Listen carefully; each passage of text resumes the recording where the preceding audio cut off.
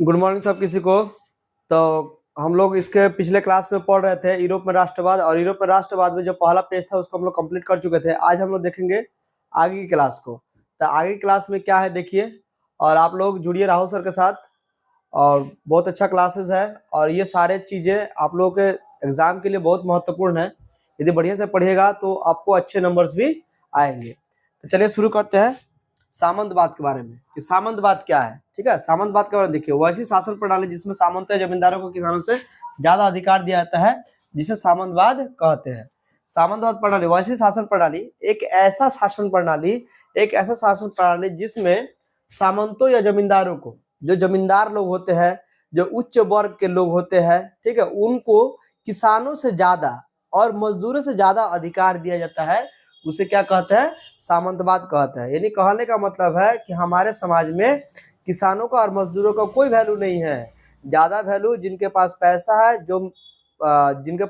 जो पूंजीवादी है, जो जमींदार है, जो सामंत लोग है, जो उच्च वर्ग के लोग हैं, उन्हीं का अधिकतर वैल्यू है। इसके अलावे छोटे लोगों को कोई भी वैल्यू नहीं दिया जाता है। उसे क्या कहते हैं? सामंतवाद कहते हैं। इसके बाद लिखा है कि मध्यम वर्ग से आप क्या समझते हैं? समाज में रहने वाले वैसे लोग जो अपना जीवन निर्वाह छोटे छोटे व्यापार और नौकरी के माध्यम से करते हैं, उससे हम लोग क्या कहते हैं? मध्यम वर्ग कहते हैं। समाज के वैसे लोग जो अपना घर का रोजी रोटी चलाने के लिए छोटे छोटे काम करते हैं, और उस काम से दिन दहाड़ी कमा के जो पैसा वो लोग इकट्ठा करते हैं, उसी से अपना खर्चा चलाते हैं। ठीक है, चाहे वो हॉस्पिटल का खर्चा हो, शिक्षा का खर्चा हो, ठीक है, घर में कोई गेस्ट आ जाए उसका खर्चा हो, इत्यादि सारे खर्चा के लिए जो छोटे छोटे काम करके जो व्यक्ति अपना घर चला रहे हैं, अपना अतिथि देख रहे हैं, उन सारी चीजों क्या कहते हैं हम लोग? मध्यम वर्ग के नाम से जानते हैं। तो समाज में रहने वाले ऐसे लोग जो अपना जीवन निर्वाह छोटे छोटे, अपना प्रत्येक दिन का जीवन छोटे छोटे व्यापार या नौकरी करके करते हैं, उसे मध्यम वर्ग करते हैं। सर्वहारा वर्ग से आप क्या समझते हैं? सर्वहारा वर्ग क्या है? समाज में रहने वाले वैसे लोग जिसमें गरीब, किसान, मजदूर शामिल होते हैं, उसे सर्वहारा वर्ग कहलाते हैं। ठीक है, तो सर्वहारा वर्ग किसे कहेंगे? वैसे वर्ग जिसमें गरीब भी पाए जाएंगे, जिसमें किसान भी पाए जाएंगे, जिसमें मजदूर का भी कैटेगरी आता है, उसे हम लोग सर्वहारा वर्ग कहते हैं। जिसके पास पूंजी का अभाव होता है तथा जिसकी स्थिति दयनीय होती है, उन लोगों के पास, जो सर्वहारा वर्ग होता है, उन लोगों के पास अधिक मात्रा में पैसा नहीं होता है। उन लोगों में पैसा कम मात्रा में होता है, पूंजी कम होता है, और उसी कम पूंजी में वो लोग क्या करते हैं? अपने घर को चलाते हैं। लिखा है जिसके पास पूंजी का अभाव होता है तथा जिसकी स्थिति दयनीय होती है, और उन लोगों का प्रत्येक दिन का स्थिति जो होता है वो बहुत अधिक दयनीय होता है। ना खाने पीने की कोई ठिकाना, ना अच्छा खाना पीना मिल पाता है, इत्यादि सारी चीजें उन लोगों को हमेशा प्रॉब्लम बना ही रहता है, जिससे हम लोग क्या कहते हैं? सर्वहारा वर्ग कहते हैं। और पूछे कि साम्राज्यवाद क्या है, तो क्या जवाब दीजिएगा? साम्राज्यवाद क्या है? जब कोई बड़ा देश किसी छोटे देश पर जबरदस्ती अपना अधिकार जमा लेता है, जिसे साम्राज्यवाद कहा। साम्राज्यवाद का शाब्दिक अर्थ शोषण करना होता है। जैसे देखिए, हमारा देश भारत है, तो हमारा भारत देश पहले गुलाम थोड़े था। हमारे भारत देश में पहले जो मुस्लिम रिलीजन के जो लोग आए थे, इराक से, ईरान से, सऊदी अरब से, और भी बाहर से जो लोग आए थे, तो वो लोग व्यापार करने के उद्देश्य से हमारे भारत में आए थे। लेकिन व्यापार करने के उद्देश्य से आकर और हमारे भारत में क्या हुए? वो लोग बैठ गए। हमारे भारत में जब वो लोग आके पैर जमा कर जब बैठ गए, तो वहां से ये लोग जाने का नाम ही ले रहे थे, और धीरे धीरे भारत के लोगों को दबाया कुचला गया। ठीक है, और वो लोग अपना शासन यहाँ पर स्थापित कर लिए। ठीक उसी तरह कुछ सालों के बाद हमारे भारत में पुर्तगाल, डच, डेनिश, इंग्लैंड, ठीक है, जर्मन, फ्रांस, ये सारे कंट्री भी हमारे देश में आए, और हमारे देश के ऊपर वो लोग जबरदस्ती अपने कानून को थोप दिए। ठीक है, उन लोगों के पास अच्छे क्वालिटी के हथियार थे, उन लोगों के पास सब चीज आधुनिक चीजें थी, उन लोगों का दिमाग हम लोगों से अच्छा काम करता था, जिस कारण हम लोग क्या किए? उन लोगों को गिरफ्त में आ गए, और वो लोग हमारे ऊपर गुलामी डाल के बैठ गए, और हमारे देश से जितने भी अच्छी चीजें थे उनको बेचकर, लूट के, पीट के वो लोग अपने देशों में ले गए। यानी कहने का मतलब है कि एक प्रकार से उन लोगों ने यहाँ पर एक उपनिवेशवाद डाला, यहाँ पर आकर बैठने का काम किया। यहाँ पर आकर जब वो लोग बैठे, जब उपनिवेशवाद किए, तो इसका मतलब ये हुआ कि ये एक प्रकार का साम्राज्यवाद कहलाया, कि किसी के घर में घुसेंगे और उसके घर को अपना पहले रिलेशन बनाएंगे, और फिर उसी घर को हड़प लेंगे। ठीक है, और उस घर को जब हड़प लेंगे तो उस घर को गुलाम बना देंगे, और गुलाम बनाने के बाद वो घर क्या हो जाएगा? हमारा हो जाएगा। तो साम्राज्यवाद कहला है। नहीं उसके घर पे जाकर हम उपनिवेशवाद कर दिए। ठीक उसी तरह हमारे भारत के साथ भी हुआ। देखिए नेपोलियन बोनापार्ट के बारे में, यह है नेपोलियन बोनापार्ट, ठीक है, ये कौन है, ये है नेपोलियन बोनापार्ट, जो कि एक बहुत बड़े राजा थे, और कहाँ के राजा थे, फ्रांस के राजा थे। नेपोलियन बोनापार्ट कहाँ के राजा थे, फ्रांस के राजा थे, और वो इतने महान राजा थे कि फ्रांस को आगे बढ़ाने के लिए वो बहुत सारा चीज किया अपने जीवन में वो बहुत सारा चीज किया, ठीक है ना, और फ्रांस को डेवलप भी किया, बहुत ज्यादा विकास किया फ्रांस को। लिखा है कि नेपोलियन बोनापार्ट का जन्म कब हुआ, जन्म 15 अगस्त 1769 को नेपोलियन बोनापार्ट का जन्म हुआ। बचपन का नाम क्या था, नेपोलियन दी बोनापार्टे, ठीक है। फ्रांस की क्रांति में सेनापति के रूप में काम कर रहा था। अच्छा, पहले क्या थे वो, सेना में सेनापति थे, बाद में जाकर वो फ्रांस का सबसे हेड ऑफ मेंबर बन गए, और इतिहास में नेपोलियन को विश्व का सबसे महान सेनापतियों में गिना जाता है, और ऐसा माना जाता है कि फ्रांस के ही नहीं पूरे विश्व में सबसे अच्छे सेनापतियों में गिने जाते हैं। और ये नेपोलियन बोनापार्ट के बारे में बहुत सारे ऐसे स्टोरी है, बहुत सारी ऐसी कहानियां हैं जिनको आप सुनने के बाद दांतों तले उंगली दबाना पसंद करेंगे, ठीक है ना।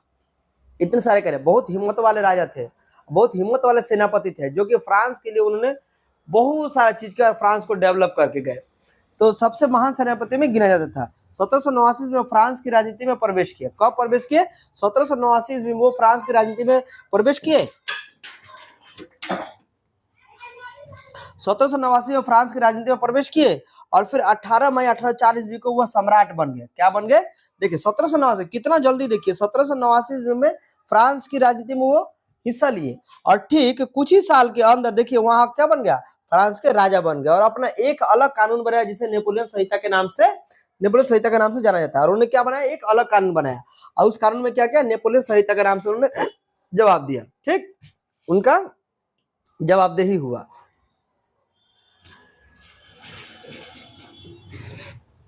देखिए नेपोलियन के द्वारा किए गए काम, राष्ट्रवाद के प्रसार में योगदान। तो नेपोलियन के द्वारा ऐसे बहुत सारे काम किए गए जो कि राष्ट्रवाद के प्रसार में योगदान साबित हुआ। राष्ट्रवाद के प्रसार में कैसे योगदान साबित हुआ, नेपोलियन अपने देश के लिए बहुत सारे विकसित काम किए, ठीक है, बहुत सारे विकसित काम किए, और दूसरे देशों से बहुत सारे संपत्तियों को लूट के लाके खुद के देश को क्या बना दिया, धनी बना दिया, नहीं फ्रांस को धनी बना दिए, ठीक है। और उनके पास बहुत कुशल बुद्धि था, नेपोलियन बोनापार्ट का बहुत कुशल बुद्धि था और बहुत बारीकी बुद्धि था, जिस कारण वो हमेशा जो भी जंग लड़ने जाते थे लगभग सारी जंग वो जीत ही जाते थे, और बहुत सारा धन संपत्ति लाकर अपने देश को वो क्या करते, धनी बनाते थे। लिखा कि विशेषाधिकार को समाप्त कर दिया, यातायात के साधन को सुगम और सस्ता कर दिया। विशेषाधिकार मतलब ऐसे किसी भी व्यक्ति को विशेषाधिकार नहीं दिया जाएगा, ठीक है। ये नहीं कहने का मतलब है कि फ्रांस में रहने वाले सभी व्यक्ति के लिए कानून बराबर है और सभी व्यक्ति के लिए हक बराबर है। किसी के लिए विशेष कोई चीज नहीं उपलब्ध होगा, विशेष चीज अगर उपलब्ध होगा तो उस व्यक्ति को सबसे स्पेशल माना जाएगा, इसलिए कोई स्पेशलाइज नहीं। यातायात के साधन को सुगम और सस्ता कर दिया। उन्होंने क्या किया, यातायात के साधन को सस्ता और सुगम कर दिया ताकि लोग कम पैसों में यातायात कर सके, एक जगह से दूसरी जगह जा सके। संचार व्यवस्था को अच्छा सुगम कर दिया।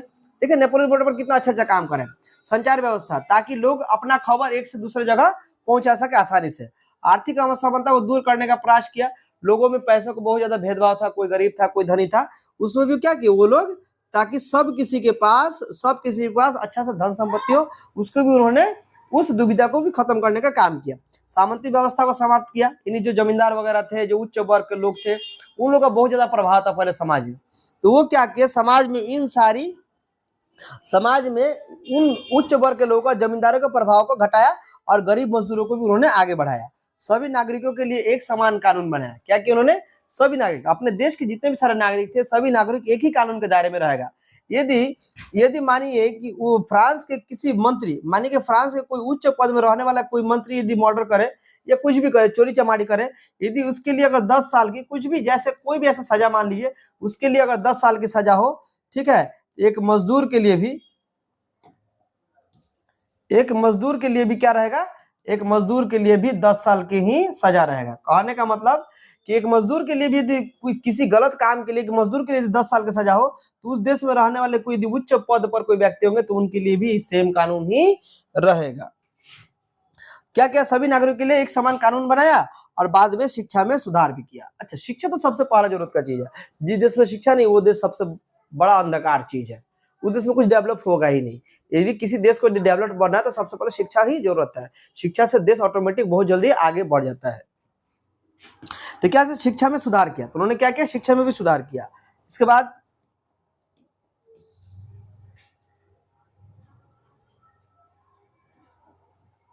देखिए, राष्ट्रवाद के विकास में सहायक तत्व तो कौन कौन है, ऐसा क्या क्या चीज है जिससे कि राष्ट्रवाद बढ़ता है, लोग के मन में एक रुचि आता है अपने देश के प्रति, अपने देश के प्रति एक प्रेम की भावना होता है। ऐसा क्या क्या चीज होगा जिससे कि राष्ट्रवाद के विकास में सहायक तत्व तो कौन कौन है।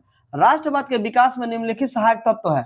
कुलीन वर्ग सामंत का सामाजिक आर्थिक रूप से अत्यंत प्रभावी होना, मध्यम वर्ग का उदय, नुक्कड़ नाटक और खेल ड्रामा के जरिए लोगों को जागरूक करने का प्रयास किया गया, जिससे कि रूमानीवाद कहा था, रूमानीवाद कहा जाता था। राष्ट्रवाद के विकास में निम्नलिखित सहायक तत्व है।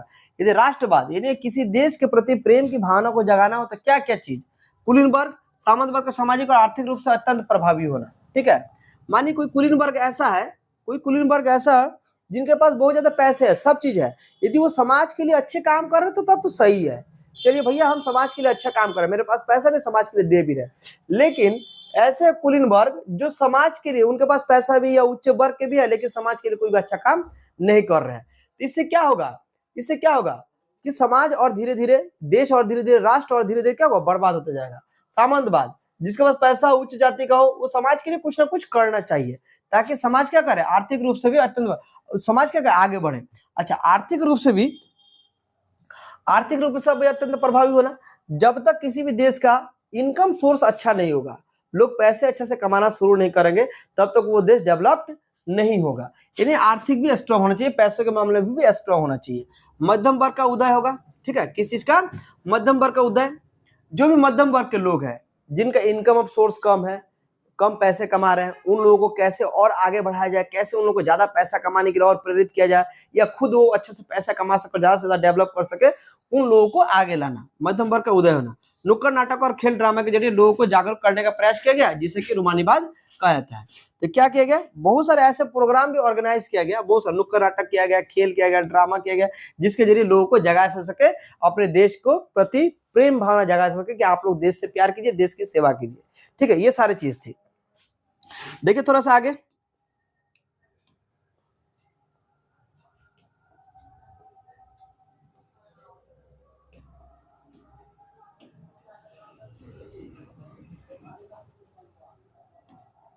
चलिए इसके बाद नेक्स्ट पॉइंट, उदारवादी राष्ट्रवादी से आप क्या समझते हैं। उदारवादी राष्ट्रवाद से आप क्या समझते हैं, क्या है ये उदारवादी राष्ट्रवाद। देखिए पढ़ते हैं, उदारवादी एक अलग विचारधारा के लोग थे जो आर्थिक समानता पर बल देते थे। उदारवादी राष्ट्रवाद के तहत आर्थिक समानता के तहत आधार पर गरीबों को आगे बढ़ाने पर बल दिया गया। उदारवादी राष्ट्रवाद क्या थे, उदारवादी एक अलग विचारधारा के लोग थे, वो लोग कुछ अलग विचारधारा के लोग थे, उन लोग का माइंड, उन लोग का विचार कुछ ऐसे प्रकार का था कि आर्थिक समानता पर बल देते थे, जिनके पास इनकम ऑफ सोर्स सब किसी के पास बराबर हो, बराबर पैसे कमाए, ताकि समाज में सब किसी का एक बार में विकास हो और सब किसी के पास अच्छा खासा संपत्ति भी रहे। उदारवादी राष्ट्रवाद के तहत आर्थिक समानता के आधार पर गरीबों को आगे बढ़ाने पर बल दिया गया। इससे क्या होगा कि गरीब लोग आगे आए, अच्छा से पैसा कमाए और गरीब लोग भी आगे बढ़े। उदारवादी राष्ट्रवाद के मूल सिद्धांत कौन सा है, ऐसे कौन कौन सा सिद्धांत है जिससे उदारवादी राष्ट्रवाद का मूल सिद्धांत होगा।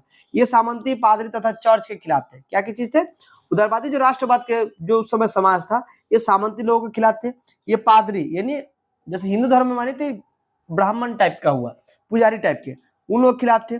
चर्च के वो लोग खिलाफ थे। क्यों, कि शायद हो सकता है कि वो लोग उस समय अच्छे से देश के लिए काम नहीं करो, गरीब मजदूरों को सेवा नहीं करो। जब तक आप गरीब के ऊपर ध्यान नहीं दीजिएगा तब तो ऐसे ही होगा, ऑटोमेटिक खिलाफ में काम होगा। समाज में आर्थिक समानता लाना चाहते थे। समाज में क्या लाना चाहते थे, आर्थिक समानता लाना चाहते थे। निजी संपत्ति की सुरक्षा पर बल दिया।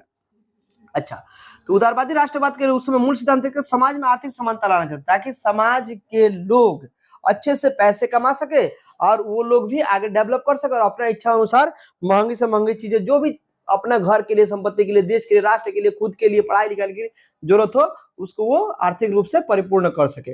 निजी संपत्ति की सुरक्षा पर बल दिया। जो भी निजी संपत्ति थे उसको सुरक्षा पर बल दिया, ताकि निजी संपत्ति को यदि बचा के रखेंगे आप तो भविष्य में वो आपको अच्छी तरह से सुरक्षा करेगा, और निजी संपत्ति यदि गायब हो जाएगा तो आप भी क्या हो जाएंगे, गायब हो जाएंगे। आर्थिक उदारवाद, देखिए आर्थिक उदारवाद क्या कहता है, कहता है कि आर्थिक समानता पर बल दिया, ठीक है, और मुफ्त व्यापार किया, ठीक है। आर्थिक समानता पर बल दिया मतलब कि सभी व्यक्ति बराबर रूप से सब किसी का सैलरी बराबर रूप से हो, ताकि सभी लोग अच्छे से खा पी सके।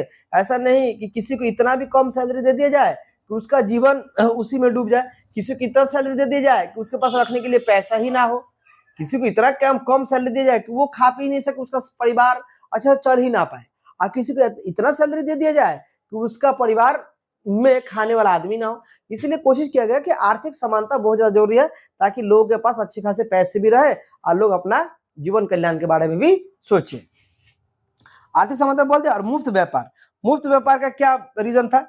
मुफ्त व्यापार का रीजन यह था ताकि लोग आराम से कम टैक्स में लोग क्या कर सके, बिजनेस कर सके। तो कम टैक्स में जब बिजनेस करेगा तो गरीबों का उत्थान होगा, कमाई अच्छा होगा, सामान भी सस्ते रहेंगे, ठीक है, महंगा सामान भी नहीं होगा, और लोगों का जीवन यापन भी अच्छा से होगा, घर परिवार भी अच्छा से चलेगा। देखिए यहाँ पर क्या कर रहा है कि जलवेराइन क्या है, ठीक है, ये जलवेराइन क्या है? जलवेराइन एक व्यापारिक संस्था थी जिसका गठन 1834 में प्रसा ने किया था। इसका मुख्य कार्य व्यापारियों के हितों की रक्षा करना था। इस संस्था ने पूरे जर्मनी को आर्थिक रूप से एक कर दिया। अच्छा, जलवेराइन कहाँ है? ये जर्मनी की कहानी है। जर्मनी में एक ऐसा प्रांत है जिसका नाम है प्रशा, ठीक है, उस जमाने में ये प्रशा नाम है, अभी भी होगा। जलवेराइन एक व्यापारिक संस्था थी। जलवेराइन क्या था? एक व्यापारिक संस्था, एक बिजनेस करने वाला एक ऐसा ऑर्गेनाइजेशन था जिसके संगठन में बहुत सारे व्यापारी लोग क्या करते थे? व्यापार करते थे। तो व्यापारिक संस्था को क्या नाम दिया गया? जलवेराइन नाम दिया गया। यदि ऑब्जेक्टिव क्वेश्चन में आए कि जलवेराइन किसे कहते हैं, तो आप लोग किस में टिक मारिएगा? व्यापारिक संस्था को ही जलवेराइन कहा जाता, जिसका गठन 1834 में प्रशा ने किया था। इसका मुख्य कार्य व्यापारियों के हितों का रक्षा करना था, तथा इस संस्था ने पूरे जर्मनी को आर्थिक रूप से एक कर दिया। अच्छा, तो जर्मनी को क्या कर दिया? पूरा आर्थिक रूप से एक कर दिया। पहले जर्मनी 300 छोटे बड़े राज्यों में बटे हुए थे। जर्मनी क्या था? पहले 300 छोटे बड़े राज्यों में बैठा हुआ था, ठीक है। जब से जलवेराइन आया, और माना गया कि और भी बहुत सारे ऐसे क्रांति हुआ जिस कारण जर्मनी के सारे स्टेट्स एक में आके क्या हो गए? इकट्ठे हो गए, और जर्मनी अच्छे ढंग से एक देश बन गया। रूढ़िवादी की पूर्ण स्थापना। वाटरलू का युद्ध 18 जून 1815 में लड़ा गया। नेपोलियन के ये अंतिम युद्ध। देखिए यहीं पर वाटरलू का युद्ध हो रहा है, और इसमें नेपोलियन अंतिम बार लड़े थे। उसके बाद नेपोलियन का आता पता खत्म हो गया, ठीक है। इस युद्ध में एक तरफ फ्रांस था, दूसरी तरफ रूस, ब्रिटेन, प्रशा, ऑस्ट्रिया, हंगरी की सेना थी। तो कौन थे? एक तरफ कौन था? फ्रांस अकेले लड़ रहा था, और दूसरी तरफ देखिए रूस था, उसके साथ ब्रिटेन था, उसके साथ प्रशा था, ऑस्ट्रिया था, हंगरी था, ठीक। इस युद्ध में हारने के बाद नेपोलियन ने आत्मसमर्पण कर दिया तथा उसे एक कैदी के रूप में सेंट हेलेना नामक टापू पर भेज दिया, जहां 52 वर्षों की आयु में 1821 ईस्वी में उनकी मृत्यु हो गई। देखिए कितनी दुखद घटना है, ठीक है। एक अकेले फ्रांस के ऊपर, बताइए, एक अकेले फ्रांस के ऊपर कितना सारा देश, रूस, ब्रिटेन, प्रशा, ऑस्ट्रिया और हंगरी मिलकर लड़ा, और उसमें क्या किया? नेपोलियन वहां पर हार भी गए, और उन्होंने क्या किया? आत्मसमर्पण कर दिया। उनको क्या कर दिया गया? उनको बंदी बना के, कैदी बना के सेंट हेलेना नामक टापू पर भेज दिया गया, जहां पर 52 वर्ष की आयु में 1821 ईस्वी में उनकी क्या हो गई? मृत्यु हो गई, ठीक है। अब मृत्यु होने के बाद यहाँ से नेपोलियन का कहानी खत्म हो गया। इसके बाद देखिए वियना का संधि। वियना का संधि क्या कहता है? वियना का संधि कब हुआ था? वियना का संधि 1815 ईस्वी में हुआ था। वियना का संधि कब हुआ था? 1815 ईस्वी में। वियना संधि का अध्यक्षता किसने किया था? ऑस्ट्रिया का चांसलर मेटरनिक ने किया था। अच्छा, ये वियना क्या है, इसका सम्मेलन का क्या लक्ष्य था, उसके बारे में जान लेते हैं। वियना सम्मेलन का उद्देश्य नेपोलियन के द्वारा यूरोप की राजनीति में लाए गए परिवर्तनों को समाप्त करना और पुरानी व्यवस्था को लागू करना था। देखिए नेपोलियन, अभी हम लोग कुछ देर पहले पढ़े हैं कि नेपोलियन ने बहुत अच्छा काम किए। नेपोलियन ने आर्थिक समानता कर दिए, शिक्षा के समानता कर दिए, ठीक है, लोगों के लिए ऐसी सुविधाएं लाए ताकि लोग अपने जीवन को और अच्छे तरीके से जी सके। ये सारे काम कौन किए? नेपोलियन के। कहां पर किए? फ्रांस में किए। लेकिन जब युद्ध हुआ, और युद्ध के बाद जब नेपोलियन जब हार गए, उनको बंदी बना के उनको भेज दिया गया, और फिर 52 वर्ष की उम्र में उनका मौत हो गया। उनका जब मौत हो गया तो उनके मरने के बाद क्या किया गया? देखिए नेपोलियन के द्वारा यूरोप में राजनीति लाया गया, उनको समाप्त कर दिया गया, और पुरानी व्यवस्था जी, नेपोलियन जिस नया कानून को लगाए थे, वो सारी कानून को खत्म करके और नया कानून लाया गया, और उस नए कानून के तहत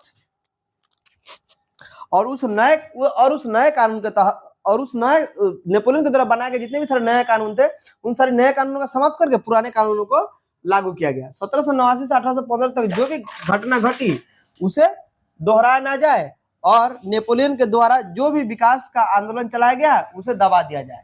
बताइए, नेपोलियन तो एक अच्छा काम कर रहे थे और उनके सारी योजनाओं को दबा दिया गया। सारी क्यों? क्योंकि उस समय में कुछ ऐसे भ्रष्टाचार लोग जरूर होंगे जो ये चाहते थे कि हम लोग जितने भी सारे देश की संपत्ति उसको लूट के खाए, ठीक है, उसे दबा दिया और कहा गया कि यूरोप में जैसी स्थिति है उसमें कोई परिवर्तन नहीं होना चाहिए। और वहां के स्थिति में कोई परिवर्तन क्या नहीं होगा, कोई परिवर्तन नहीं होना चाहिए। अच्छा, जब तक परिवर्तन नहीं होगा तब तक क्या कोई देश सुधरेगा? न किसी देश का अच्छा से कोई चीज चल पाएगा, ठीक है। और जब देश ही अच्छा से नहीं चल पाएगा तो वहां के गरीब बूढ़े मजदूर जितने भी सब सड़े गले दबे मर जाएंगे। उपलब्धियां क्या क्या उपलब्धि थी? नेपोलियन के द्वारा जीता गया क्षेत्र को वापस करने को कहा गया। नेपोलियन द्वारा जितना भी सारा क्षेत्र जीता गया था, ठीक है, नेपोलियन द्वारा जितना भी सारा क्षेत्र जीता गया, सारे क्षेत्र को वापस करवा लिया गया। इटली को 300 छोटे छोटे राज्यों में खंडित करना, बताइए कितना दुखद घटना है। इटली को 300 छोटे छोटे राज्यों में खंडित करना। इटली को पोलैंड का एक भाग मिला। इटली को क्या मिला? पोलैंड का एक हिस्सा इटली को मिल गया, एक भाग मिला था। इस प्रकार से प्रतिक्रियावादी शक्ति का विजय हुआ। प्रतिक्रियावादी क्या हुआ? प्रतिक्रियावादी शक्ति का विजय हुआ। और इधर से स्टार्ट होगा कुछ दिन के बाद, देखिएगा 1914 में और 1939 में द्वितीय विश्व युद्ध स्टार्ट होगा। उसी के सब का सब धीरे धीरे धीरे धीरे धीरे धीरे करते करते 100-150 साल के बाद सब शुरू हो जाएगा। फ्रांस को 2 हिस्सों में बांट दिया गया। बताइए कितना दुखद घटना है। फ्रांस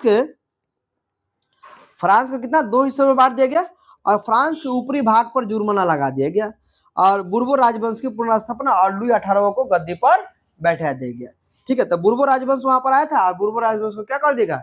लुई 18वां को गद्दी पर बैठा दिया गया। आप बताइए इसके बाद देखिए अब पतन होता है कि अच्छा होता है, क्या होता है, इसके बाद हम लोग जानेंगे, ठीक है ना।